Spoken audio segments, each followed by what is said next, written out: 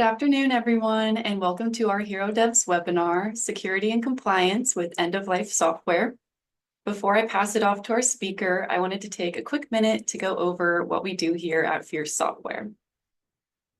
Fierce Software is a small, women-owned, value-added reseller.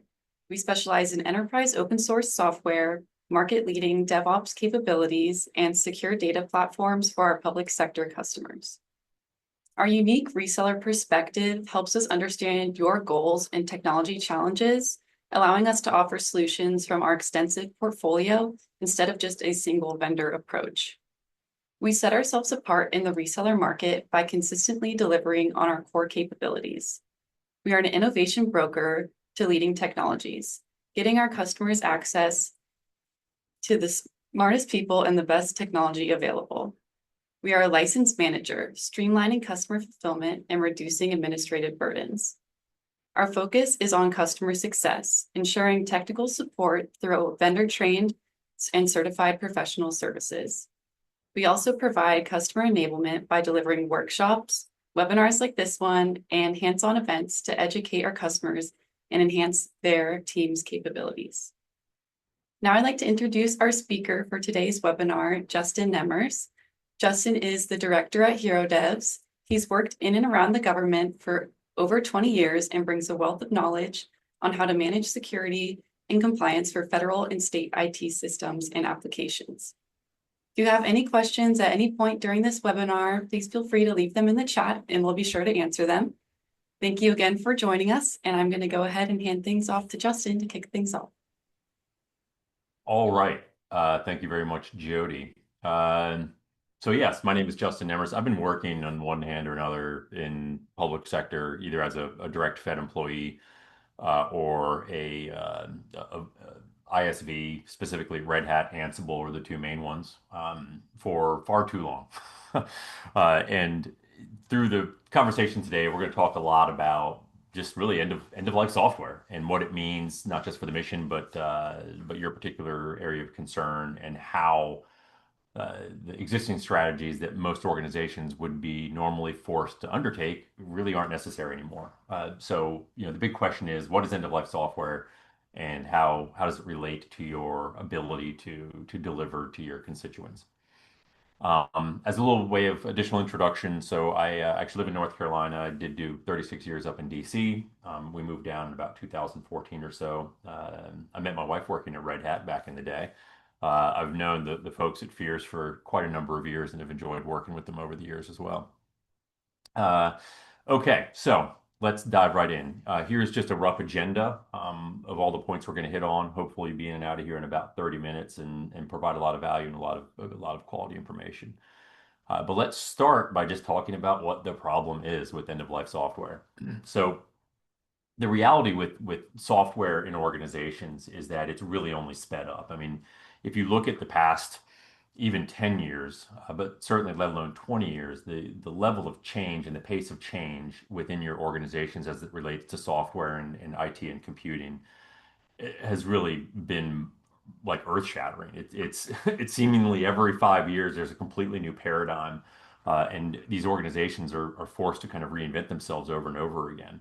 And that happens for a couple of reasons. So one, the pace of change is driven by the fact that it's so easy to build new things these days. If you looked at even 20 years ago, having to create a new application using some language like C, for instance, I mean, it's a huge, big ordeal. You have all the hardware to worry about. You've got to completely write everything from the back end all the way up to the interface, all completely custom.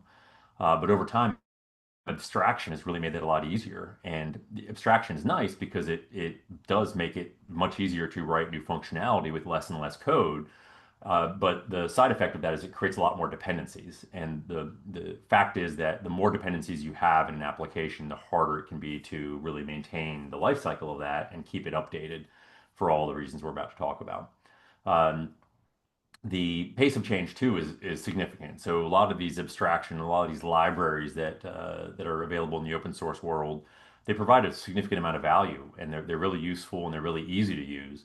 But the problem is the communities are marching forward at a pace that most organizations, whether governmental or even commercial, they just can't keep up. And I have a slide where we'll talk a bit later about the reality of this pace of change in terms of just version numbers. And it is, I had no idea even when I really started. I know this is a problem, and when I really started looking at the data and the numbers behind it, it kind of blew my mind. Um, the other thing that's really kind of interesting here is that the average enterprise, which certainly includes almost all government organizations, uses over 900 different libraries. I thought it was somewhat ironic that the exact data point was 911, 911, like there's an emergency. But the open source is everywhere within these organizations. So whether you're talking about the operating system to anywhere in the application layer, it's everywhere, which is amazing considering I was on the front end of this with Red Hat way back in the day, and we went into organizations that didn't trust it. They didn't believe they could use it. And it's fascinating now to see really how far we've swung the other way. Another big thing is that for decades now, people have really valued features over additional maintenance. So clearly, there are a lot of compliance requirements around the maintenance, but often, if an application is going to get rewritten, it's only going to get rewritten because it has new feature requirements. But as the sheer volume of these applications have propagated throughout the enterprise, there are a lot of them that just work and they don't necessarily need to be updated, especially when you're talking about back-end routines. The lift to update these things in field is significant. And so the question is, there's got to be a better way to kind of have your cake and eat it too, in a way where you can kind of handle maintenance and implement new features as you want without having to be forced down this road each and every single time. So kind of diving more into this features over maintenance thing, the reality is, and we've seen it in a lot of budgets where there's a lot of investment for new programs and new end user paradigms that dictate like how applications are delivered. If you just look back in the day, it was BlackBerry. Everything was BlackBerry, BlackBerry, BlackBerry. But all of the users show up with iPhones, and now suddenly, you end up with a scenario where you have to support other platforms outside of BlackBerry. But the same is true with just the app economy. Users and your constituents, the taxpayer, like everyone that's dealing with your organization has an expectation of kind of ease of access and ease of use that is important, and that those new paradigms and those computing and access paradigms really impart a significant amount of requirement into the organizations that are developing and deploying these applications. Um, then the other big question is the what are the compelling events? So we're going to talk a lot about what the biggest compelling event that you're likely running into is, but you do have a lot of existing apps that just kind of work, and maybe you can put a facelift on them from time to time again, but you often don't necessarily need to do full end-to-end revamps because they fit the paradigm that you've got and they work, and that's great. The other challenge also ends up being when trying to update these libraries is that you end up with a lot of breaking features. So the open source community is great, but also they are relentlessly focused on doing more and more and more and more, whereas you might not need more and more and more and more. You just might need to close a particular security vulnerability or CVE. Uh, and in many cases, too, when a new feature is released, it might deprecate an old feature that your app actually relies on, and that can cause a problem as well. But what this all comes down to are really forced updates. So whenever a major new library version is released, it often means that there's an older one that is now either unsupported or goes into a long-term, like slow maintenance cycle. And that's ultimately kind of the challenge that we're talking about here. So the big question is, well, like, why do you have to update at all? Why can't you just continue to keep on keeping on, as I like to call it, within these environments? And that answer is quite plainly security and compliance concerns and security and compliance challenges. So regardless of which of the half dozen compliance frameworks that your organization must attain or meet, every single one of these has a commonality, and that is that the technology doesn't stop, and you have to actually solve the CVEs and the open security issues within your applications in order to be granted those compliance certifications. Um, but as I said, the technology just doesn't stop, and so this kind of incentivizes or really causes this thing that I like to call the upgrade hamster wheel. So here are some of those numbers that I was talking about. So I just did a quick search on popular libraries out there that many of you are probably using: AngularJS, Angular, jQuery, and Vue. So just those four front-end libraries, although AngularJS is more of a back-end. over the past 20 years, there have been over 300 versions total of those apps. And that's just those, right? So if you think about the especially when you're taking more dependencies into account, like this is a massive, massive pile that that has to be managed. So with that, I want to kind of tell a couple of stories that I think illustrate this really, really well. So one, I just call the server. So back in some earlier days at Red Hat, it was in a meeting with the customer. We were walking through their data center, looking at where we were going to be deploying a bunch of Red Hat Enterprise Linux, and lo and behold, like I see in the corner this really, really old Sun server. Now, mind you, this was back in kind of the mid 2000s. Really old Sun server had dust on it, and had a big sign on the front, it's like "Do not turn off." and, I got a little bit of the backstory for it, and won't go into all the details. But the gist was that this server had a really critical function that had never been ported, never been migrated. It required things only available in a old version of Sun OS, not even Solaris at the time. And the end result was that it was not just a huge single point of failure. Thank goodness the Sun systems were so reliable. But the cold reality was that they had no ability programmatically or knowledge on the team to figure out how to replace it. But that's a great example of this huge pile of tech debt that they had no ability to easily solve without significant contractual vehicles, significant task orders, significant just contracting effort. Another example was just from a couple weeks ago. I was chatting with a customer at a conference, and they were bragging about how they were doing a really good job of keeping their stuff up to date, and how they went through a big effort recently to update from Node.js 14 to Node.js 20. And it took them a year to do. And I said, okay, well, that's great. So you selected Node.js 20 almost a year ago. And they're like, yeah. I'm like, well, I got bad news for you.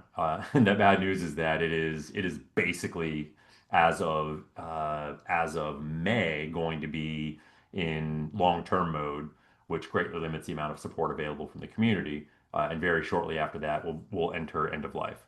So they just spent a year, almost a year and a half of engineering effort trying to port an application from an old version of Node to a new version of Node, only to learn suddenly that that new version of Node that they selected actually isn't so new.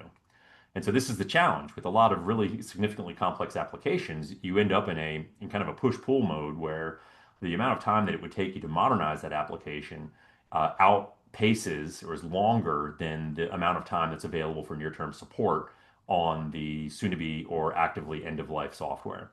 Uh, Great example of the conundrum in the rapidity at which these things move that it causes organizations such as yourselves. Um, then let's just kind of look at this whole JavaScript community from a whole, like moving from JavaScript to then adding jQuery on top of that to then AngularJS and then adding like actual Angular Reactor view on the front end.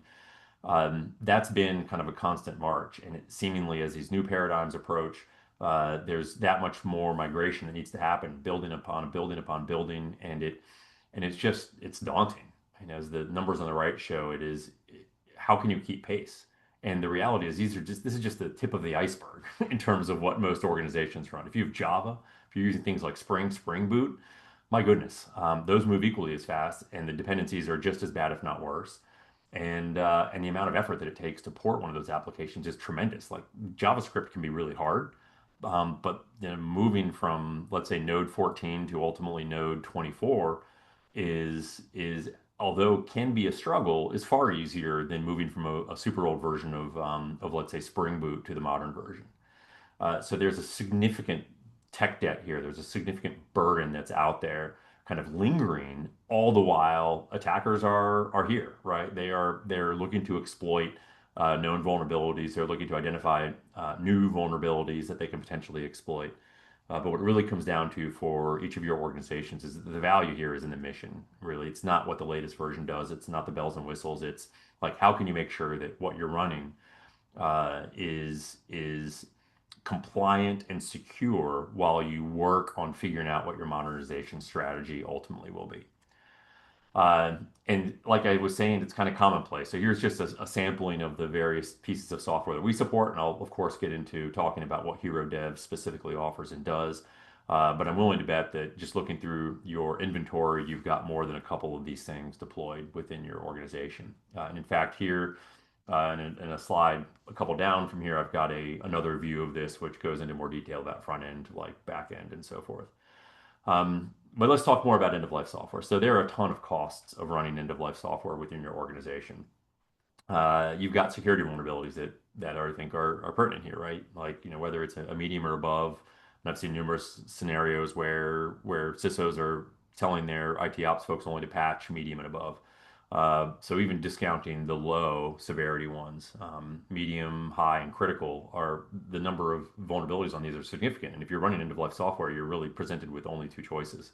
Choice number one is to update to the latest and the greatest version and all the dependencies that come along with that, or you have to figure out a way to otherwise mitigate that challenge, both at significant time and expense and potentially risk.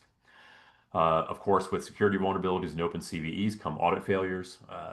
We've talked extensively about the technical debt that this creates. It's also an innovation slowdown. You end up spending so many cycles just kind of circling the wagons around some of these older applications and having to explain these things away that slows your ability down to create new things and do new things. Interdepartmental friction, we'll talk a bit about that. But if you're on the security side, I guarantee you've had an argument with someone on the IT ops side about why haven't you fixed this yet? And they say we can't or we're trying. And it's just as frustrating if you're on the IT ops side as it is on the dev side to be told that no, like we have to stop what you're doing and focus on this other thing. Of course, acquisition challenges. So if you're trying to, let's say, resell a functionality that you have with FedRAMP somewhere else within the government, that causes all kinds of challenges there. And then the contract challenges of just trying to procure and otherwise modernize or get the access to the services and technology needed in order to modernize a particular service. But there are a lot of reasons to potentially keep it, right? So we talked about dependencies. I wish I'd thrown a graphic up here of the average like Node.JS app dependency tree. It's significant and it's daunting. But the dependencies can be very, very hairy, and in some cases, the functionality you require aren't available in newer versions of those dependencies. So just unraveling what the dependencies are and how to fix that can be quite daunting.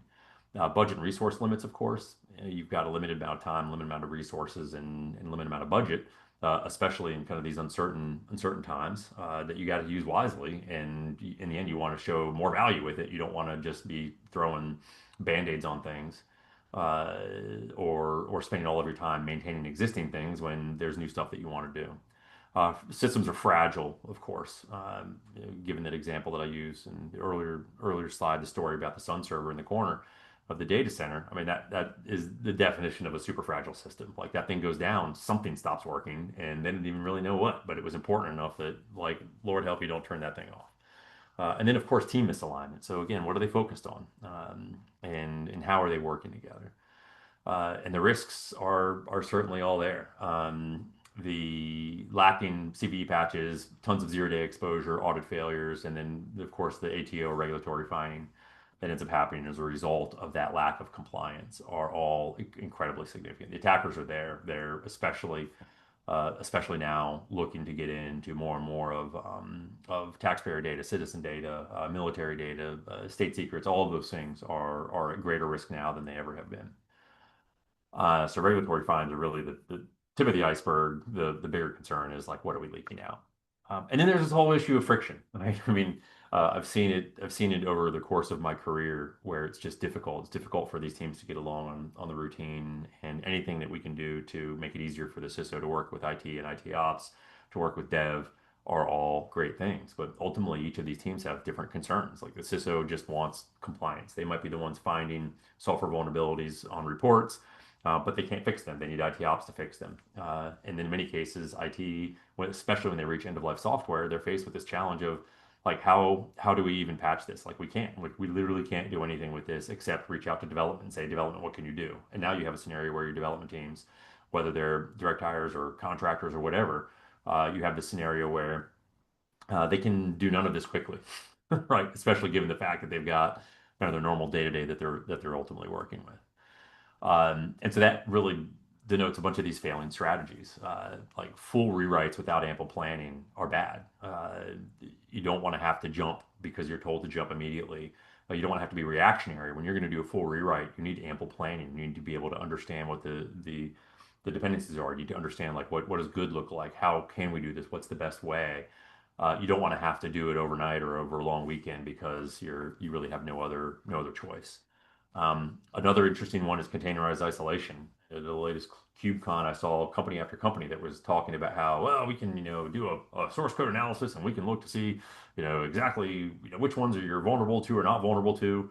But we all know that the best security implemented in a system is a tiered security infrastructure. So you got to have layer after layer after layer after layer, but it ultimately stops with what does the library allow you to do? And if you can get access to that, then and there's a vulnerability, even if the app itself perhaps was well guarded from that, it's still a problem, it's still a finding, it still needs to be corrected. You run the same issue with whitelisting, so basically saying, hey, no, we're going to plaster over it and say that this isn't really an issue. Well, that's clearly not a not a good thing to do. Or just delays, like, okay, well, we decided this one isn't that big of a deal, so we're just going to kick the can down the road and we're going to try to explain it away for the time being, and we're going to say that we're getting into it. We're going to say that we're getting into it. We're going to say that it's on the plan. And maybe it is, maybe it's not, but it's still is a delay. The good news is there are a bunch of winning strategies here and a bunch of things that can actually work. So one is you just patch the CVEs, and typically that's hard with end of life software, but thankfully we've got a really strong answer to that. You can also do risk scoring, so it kind of couples with some of the failing strategies, but when coupled with a larger kind of CVE patching strategy, it can work out quite well. Better governance of your legacy apps and recognizing what the true life cycle of some of these underlying libraries are, and the better collaboration across teams. So again, planning for the eventual decommissioning or updating or modernization of some of this legacy end of life software is also very valuable and will help ensure that moving forward that you can end up on perhaps a more routine update schedule and thus not run into these particular challenges. So let's look at a couple of case studies. So AngularJS is a huge one. We see this all the time, and it's rampant across government. And the reason is because AngularJS was created as a JavaScript framework created by Google and maintained by Google. And so a lot of people signed on to it. A lot of people started using it because the belief was, well, if it's run and maintained by such a large company, like surely it's going to continue. The reality is that did not happen, right? So the last version of AngularJS, the most modern version, was decommissioned 31 December 2021. And since then, there have been a number of vulnerabilities that have been found within the AngularJS community that are open. They're open exploits, and there's no one out there to patch them other than us. So the only path forward with this one, and the reason it's such a powerful example, is that there is no update path, right? Like you either have to find a way to patch your existing stuff with the current CVE list, or you have to migrate your app. You can't just dependencies and all just update to whatever latest version there is. There is no latest version.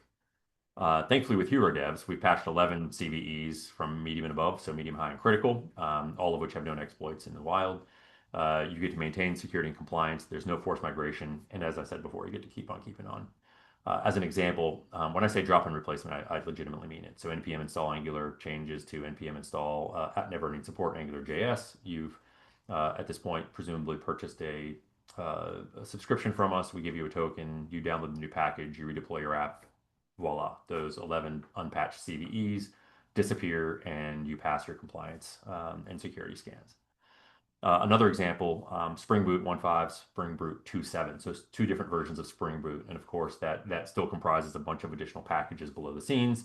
I didn't go into all those versions because, as Java is often to do, it's kind of a dendritic pile of different versions and libraries and whatnot. But at the high level, Spring Boot 1.5, Spring Boot 2.7. Spring Boot, if you're not familiar with, in the Java ecosystem, is absolutely ubiquitous. Probably 70 to 80% of running Java apps today are all making use of Spring Boot because of its power for delivering microservices.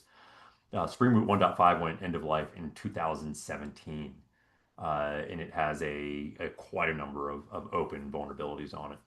The other challenge you run into this also is just the Java version that these things require. That ends up being a challenge too. End of life for 2.7 is quite a bit more recent, but still now going on almost 3 years ago. Each of these, of course, comprise of multiple parts, each with its own version and separate life cycle. So it kind of has this built-in dependency challenge. And because of that dependency challenge, migrations between versions can be quite a pain. There are a number of modern versions, and as those approach end of life, we will add those to our support matrix as well. So as I implied, 37 different CVEs, a majority of which are medium, high, and critical, with a smattering of low as well. With HeroDevs, you again get to do drop-in replacements with Maven packages that you just drop in the jars and again rebuild, redeploy, and you have no forced migration. Your app as written continues to work, and you can keep on keeping on. Your application will continue to work, and you will be compliant. So this is what we're effectively talking about here at HeroDevs. So HeroDevs offers never-ending support on a wide range of end-of-life software. I've got another slide that depicts it a bit better. The key to all of this is that they're intended to be drop-in replacements. So on every single one of these, although the exact process might vary a little bit, the packages we're compiling and providing, we have kind of full providence over those. So in terms of the um, where those came from, who's had fingers into them, all of that stuff is very well understood and controlled. But what we do is we fork the last version, the last kind of current version of each of these open source libraries at end of life. And once forked, we then backport security vulnerabilities into them. We have open source maintainers across all of these different packages that are active in the communities. And in fact, often when there's a security vulnerability that's announced for a modern, currently community supported version of one of these libraries, we are actually the ones that both identify that security vulnerability and also correct it in the upstream as well. So this isn't just a like fork it and make a lot of hay out of open source work. Like we're actively participating across, and we have functional experts on all of these packages and all of these libraries internal to our team. Here's another view of it. So front end, back end, and then the more heavily kind of infrastructure things. We've got a number of databases that are likely coming soon. But the point of all of this is that we've got a lot of options. One of the big ones that we've added recently is .NET 6. Another great example of something that's just hard. It's hard to migrate these apps off of these end of life versions. All right, so that's kind of talking a little bit about what we do. Let's talk about some operational impact. So when you're able to remediate these CVEs kind of in real time within your environment using our drop-in replacements, you end up with no CVEs in your existing stack. Smooth your tensions between your CISO, your ITOps, and your development teams. The development teams often have very little, if any, need to participate outside of just a simple rebuild and redeploy.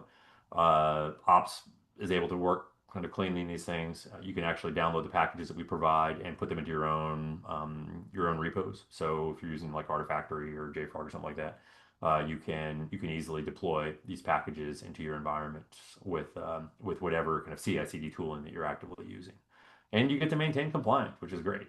You're not rewriting these apps end to end. You don't have to worry about all the dependency pools. You don't have to worry about any of that. And it allows you to really focus on the mission outcome of being able to deliver functionality to your end users and constituents, not having to forcibly go through Herculean tasks in order to ultimately update those apps. And then that allows you to modernize properly. So we're not saying never modernize. We're just saying modernize on your schedule and modernize on the path that works and is most effective for what you need to do. And then finally, this ends up giving you that bridge to the future, right? So you don't have to have these kind of forced marches where you have to drop everything and work on this. It allows you to, even perhaps while you're updating and working on modernizing an app stack, it allows you to kind of cleanly make sure that your existing stack is compliant and secure while you're working on kind of migrating to the next big version. So the end takeaways here, look, end of life software, like it's everywhere. I will assure you, and certainly you're kind of a captive audience here. You showed up because it's probably a problem. But if you don't think it's a problem, you're wrong. It's definitely a problem. Replacing these things is not always fast, cheap, and easy. And secure support on these things is a super smart bridge and an affordable bridge to not just tick your compliance boxes, but also make sure that your applications and environments are truly, truly secure. Okay, with that, we can dive into a couple questions here. I see a couple in the chat bot already. Okay, so first one here is when you say drop-in replacement, what does that actually mean?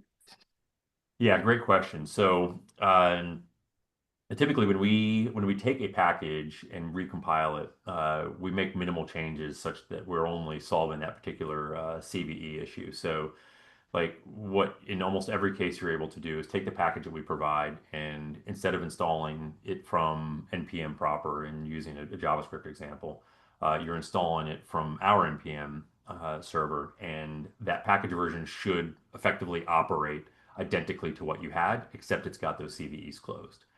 So that means that in most cases, a simple package swap redeploy is all you need, and that application that you've deployed will now test and be scanned as being fully compliant. So pretty powerful.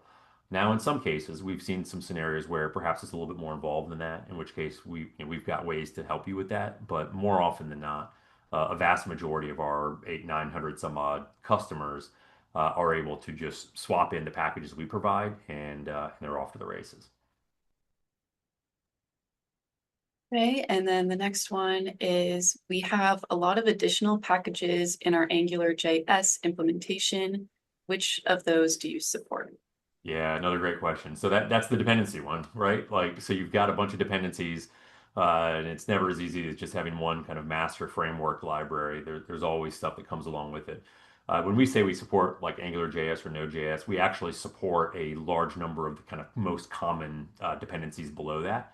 And frankly, we see new ones almost every day, and because of the talent of our teams and the model that we've built, we're often able to support those as well. So typically, when we enter into a discussion with a prospect or someone who has an end-of-life software challenge, we will ask you to share either package.json or a pom.xml file in the case of a Java world. And we can analyze that internally very quickly and show you kind of what we've got, what has open CVEs, and where the gaps are. Often those library dependencies, in many cases, actually don't have any open CVEs, which is good. But in some cases they do, and in the cases where they do, we often catch them and we'll patch those as well. So pretty flexible, pretty powerful. But yeah, that's how we handle that. Okay, well, I'm not seeing any other questions in the chat, so I guess I'll go ahead and wrap some things up. Thank you again, Justin, and thank you everybody for joining us today. Our contact information is on the screen, so don't hesitate to reach out if you have any other questions or you want some information on pricing or you'd like to learn more about how HeroDevs and Fierce Software can support your IT goals. We will be sending out an email within the next 24 hours with the video recording of today's session, so you can reference it at any time at your convenience. Again, thank you everybody for joining. We really appreciate your time and look forward to seeing you all at our next webinar. Have a great day.